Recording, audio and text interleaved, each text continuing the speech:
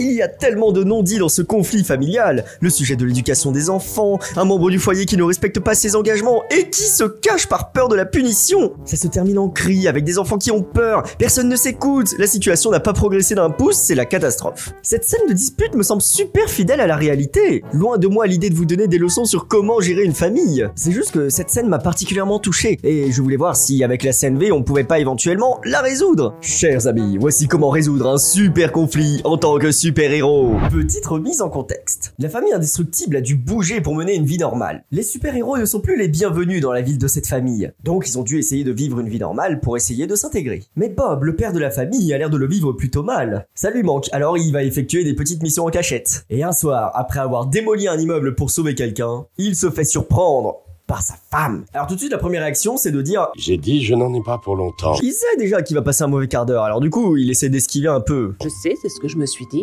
Mais en fait, ça dépend de ce qu'on appelle longtemps. Eh ben, je suis revenu. Ok.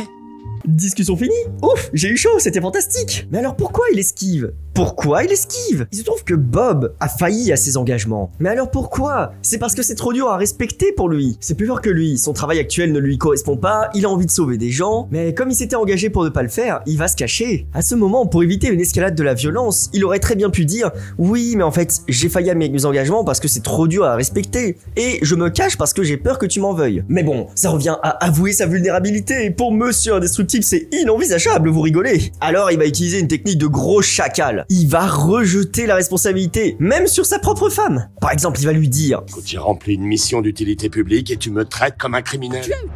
Non, non, non, c'est pas ça le problème. Le problème, c'est le mensonge, c'est la non-assomption de ses responsabilités. Je suis sûr que Bob le sait au fond de lui. Et plutôt que de reconnaître sa part de responsabilité, ou s'excuser et de proposer des actions, il va plutôt dire à l'école que c'est des cinglés, que la maman le traite comme un criminel, et qu'elle le laisse pas faire de sport. On est tous et toutes d'accord pour dire que c'est un mécanisme terrible, qui va engranger énormément de souffrance entre les deux persos. Mais maintenant, je vous propose de réagir. Bon, commençons par récapituler. J'appelle mon assistant chacal. Oui, bonjour, je suis l'assistant chacal. Bob est irresponsable. Il aura un châtiment. Il mérite d'être puni. À partir de ce jour, il va vivre dans la domination-soumission comme depuis des années. Aucune bienveillance là-dedans. Au revoir.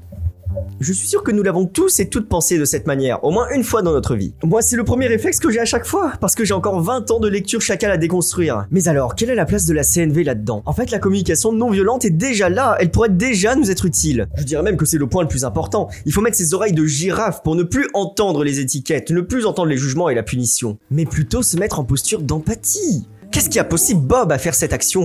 Évidemment, tant qu'il nous le dira pas de vive voix, on pourra pas le savoir. Mais on peut peut-être lui poser des questions pour lui dire « Écoute, moi, j'aimerais que tu me parles de ce qui t'a poussé à faire ça. Est-ce que tu te sens en confiance de le faire? Oui, mais moi j'ai envie de reconnaissance, j'ai envie d'être utile à quelqu'un, j'ai envie de vivre des sensations fortes. » Heureusement, on n'est pas obligé de détruire des immeubles à chaque fois pour satisfaire ces besoins-là. Et vraiment, dès que Bob se sentira d'attaque pour en parler, ça va tout débloquer. Mais bon, nous savons tous et toutes que c'est pas ce qui s'est passé. Laisse-le faire de la compète. Laisse-le faire un peu de sport. Ne me fais pas passer pour la méchante. Tu sais très bien pourquoi on ne peut pas Parce faire ça. qu'il serait le meilleur. Hélène est clairement en train de dire « Ne me fais pas passer pour la méchante, t'es en train de me coller une étiquette.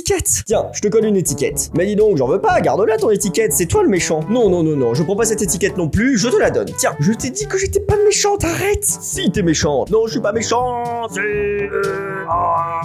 Mais alors pourquoi ça dérange d'avoir une étiquette sur le front, en fait? Bah, dans notre monde de pensée violent, chacal, nous avons appris depuis tout petit que tous les gens méchants méritent d'être punis. Donc évidemment, on veut pas être puni, et donc c'est pour ça qu'on rejette l'étiquette sur l'autre. Ah bah non, c'est pas moi le méchant, donc c'est pas moi qui serais puni. Personne ne veut recevoir cette étiquette d'être méchant, donc on va chercher à la coller à l'autre. Mais vous le savez déjà, quand on n'est pas d'accord sur une même réalité, on commence à jouer à qui a raison. Un jeu où tout le monde est perdant. Et jouer à qui a raison, c'est rester coincé dans la première étape de résolution du conflit. On n'est même pas d'accord sur l'observation. Comment on peut faire les 4 étapes après? Non, non, en communication non violente, il n'y a pas de méchant, il n'y a pas de gentil non plus. Il y a juste des personnes qui demandent quelque chose de manière dramatique. Évidemment, quand l'étiquette est collée et que l'ego est touché, eh bien, on va essayer de réagir. Tu as eu tort de faire ça, tu sais très bien que si, tu es trop ci, tu es trop ça. Bah oui, parce que dans notre prisme chacal, on pense qu'il y a une juste manière de faire pour chaque chose. Et comme cette juste manière de faire n'est jamais la même pour toutes les personnes, cela mène inévitablement à des conflits, parce qu'on joue à qui a raison, vous savez. Bon, nous avons les communications aliénantes. Maintenant, regardons ce dont elle a besoin. Qu'est-ce qu'elle voulait dire Hélène. Ça me semble assez simple. Hélène aimerait que Bob assume la responsabilité de ses actions. Elle se sent insécure, ils ont des projets de vie ensemble, et puis il se retrouve avec quelqu'un qui lui ment, et qui n'est même pas prêt à assumer les conséquences de ses actions. Évidemment qu'elle se sent pas en confiance, elle a donc besoin de confiance. Et ce qui est vraiment malheureux dans tout ça, c'est que on ne sait pas comment réagir à un manque d'engagement de la part d'une autre personne. On pense qu'il faut simplement que la personne soit punie. La punition doit aller au méchant, et donc on fait tout pour ne pas être le méchant. La réflexion avance bien, mais je pense que ce serait pas mal d'inclure les enfants dans la boucle. Après tout, ils et elles sont concernés aussi par ces décisions.